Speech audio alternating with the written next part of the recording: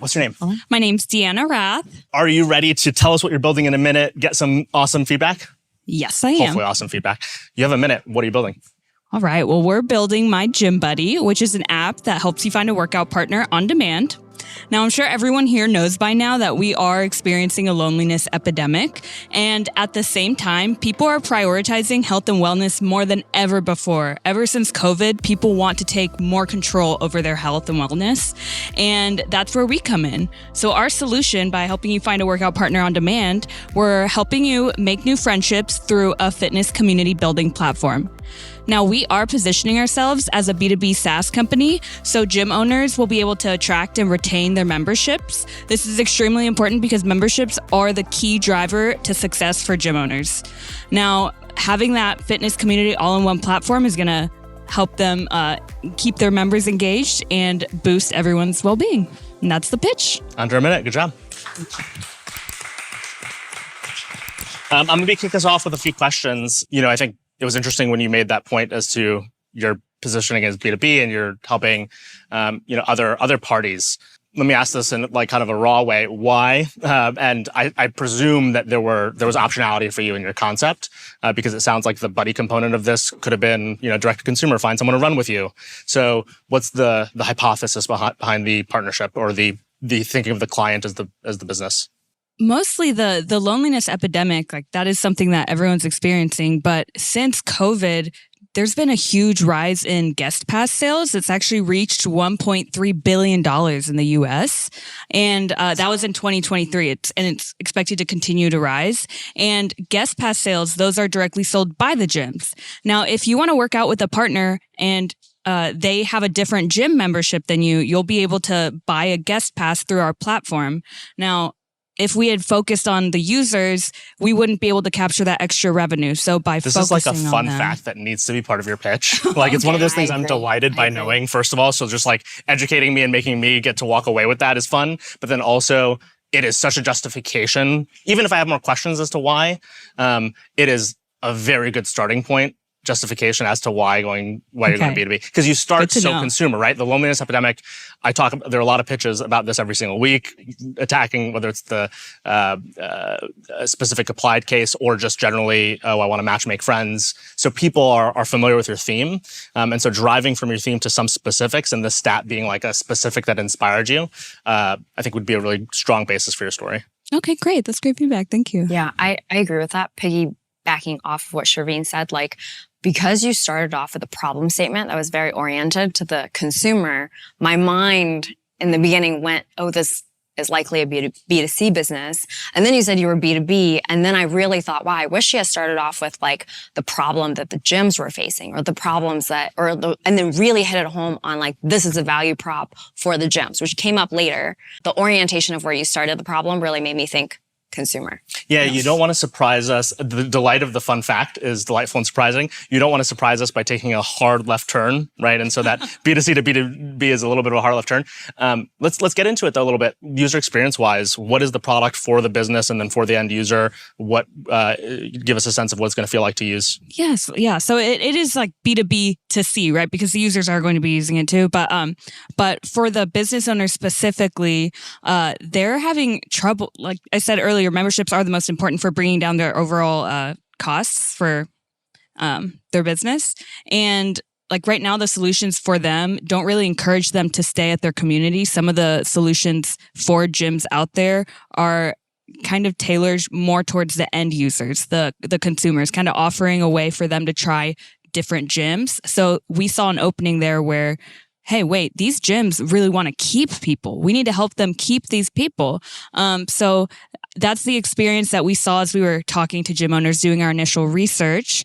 And then for the end user, I've moved around from city to city. I've lived in Indianapolis. I was born in Mexico. So I've lived in Mexico, North Carolina, Texas, and then now here. And every time I moved to a new place, I found my best friends through working out, whether that's taking dance classes or going to spin classes. If you have a routine where you're taking care of your wellness, really committed to it, and you start to see the same people every week doing the same thing, it's so much easier to build those organic friendships. Now, it is hard to kind of find that momentum. And there's data out there that shows you are more likely to actually work out if you make plans with someone and like they hold you accountable, right? So we saw an opportunity both from the business owners and the end users. But at the end of the day, we are a business. We need to make money. And we feel like the businesses are going to be willing to pay for services over the users because the current solutions out there are focused on the users and they seem to just be driving the prices down for the gyms. Well, I have a bunch of questions just to understand the consumer experience. Let's say I sign up, I'm on the platform. Are you matching me with a total random gym buddy who would potentially go to my gym? Or am I like bring my friend onto the platform for us to find a gym that we're mutually excited about? So for all the users, you start off with an onboarding quiz. That way we're not matching you with someone completely random, right? We want them to have a similar workout preferences as you. So let's say like I like going to classes. So for me, it would be someone who likes going to classes, yoga classes and whatnot. And I'm an intermediate. But if someone's a beginner, an expert would not want to work out with them. So that's why capturing that data at the beginning during the onboarding for the users is really important. And we'll be able to match them up with someone who will actually have a good workout with them. But they can share it with their friends too. We're hoping they love the app so much that they'll want to invite all of their friends to join. Why? What's happening on the app? So, okay, so the experience, once you're on there, once you've onboarded, so if someone cancels on you, which happens to me all the time, especially if I plan a workout on Saturday morning, some people go to sleep a little too late. They end up pushing the workout out and out and out, and I end up just going alone. Like I should have made plans with someone else. But next time that happens, instead of having to text someone or text a bunch of people frantically trying to find someone, I just have to push a button and I invite someone on my network from the app. So it's just an easier way to, in real time, find someone who's going to work out with you. And to answer your part about is it the same gym or not, that just depends what you want to do. I like to switch it up.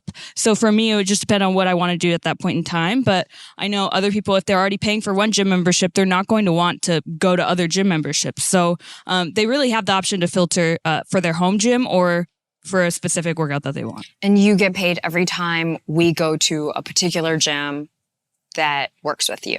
Okay, so there are a couple of different revenue streams. So the first one, we are launching a subscription model for the people who are working out the most, using this 5-6 times a week. And then we are also, after we establish product market fit, we are going to be running ads. I have a background in the advertising industry. I've worked both on the media company side and the advertising agency side, and I'm not one to leave money on the table. So we will be running ads eventually, but only after we've mastered the user experience, because we know that can hinder it at the beginning. And then the third revenue generating activity is going to be from those gym pass sales. So we're taking it's a revenue share model, so 50% of incremental revenue, but they wouldn't have gotten that before, right? Because the process right now to get a gym pass, you have to go physically to the gym. Most of them don't have it on their app or on their website, so you have to go to the gym.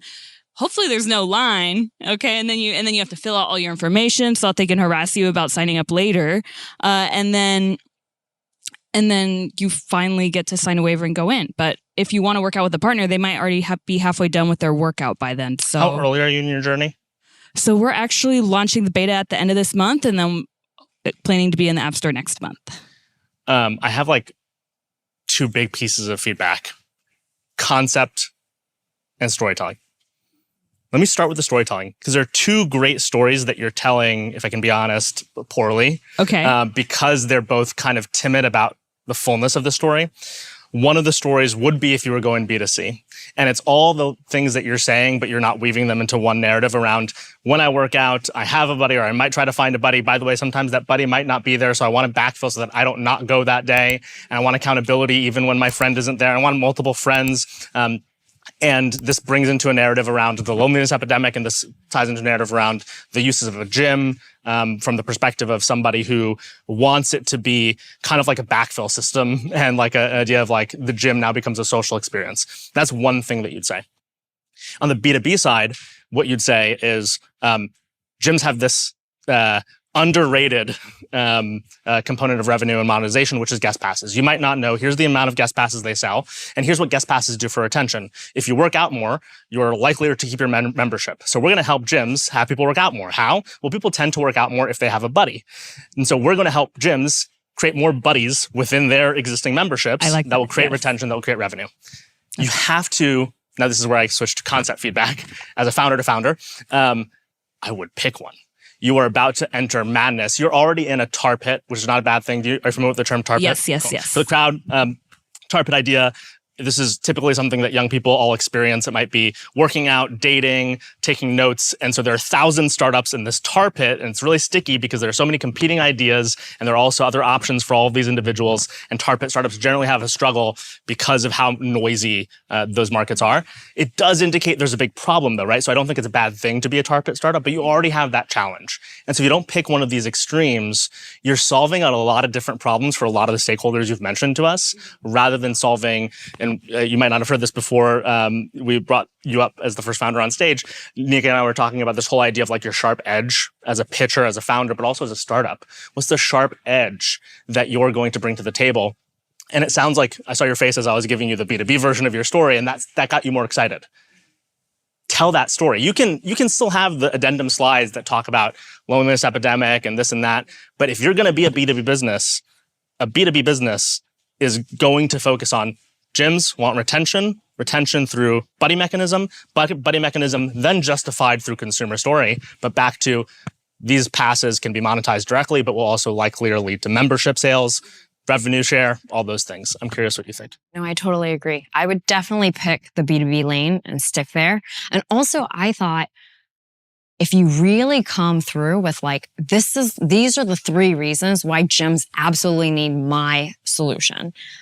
And it's like, they need membership retention. That's super critical to them. I'm also bringing them net new customers, like, or basically I'm giving them much more exposure to a bucket of new customers that they otherwise wouldn't be able to experience. And I'm making their product stickier. Like, I think it took us a little bit to get to like, what is the problem that you're solving for? And are people actually willing to pay for it? Like that was the question in my head of like, and I think maybe that's an also byproduct of the fact that you operated both in the B2B and the B2C world, because it was like, okay, so who's the value proposition geared towards, the gym or the user, you know? And I just want to say already, like, you're right to, I know you said earlier, like you're B2B to C, but the reason this is still important at a top level is there's one stakeholder who really matters in your case. You can still tell the B2C story in terms of what you think is happening with consumers in a gym as part, again, of your justification for a lot of things, but I think it can't be part of the main story because you're not addressing that stuff as it relates to your core monetization or product stream. Okay. Yes, absolutely. That makes sense. I will definitely focus more on the B2B part of it next time. But what I will say is that the main value we would bring to these gyms is the users. And so that's why we do have to focus so much on the users. But I see what you mean by not focusing so much. But can I point something out to you though? Part. If you went to a gym and you sat there as a human and you created buddies, that's a version of your product. That has nothing to do with a B2C approach. In other words, if you're going to go B2B, you're trying to create more buddies, right? That's what you're trying to do. Only tell that story and only do that thing versus you even said there's like a subscription that it sounds like was for consumers that you're testing. Right. These things won't help you be better at creating more buddies inside gyms. That's the only flywheel you need to create. How do I get gyms to have more buddies inside them that they think of me as the attribution, the creator of those buddies? Every pair that I create is a positive KPI for my business as it impacts that gym. And then you'll track, okay, a pair creates this amount of revenue and comes downstream of that. But that's downstream, right? Mm-hmm. It's not kind of top front. Right. Okay. That makes sense. Thanks for sharing. Great job. Thank you.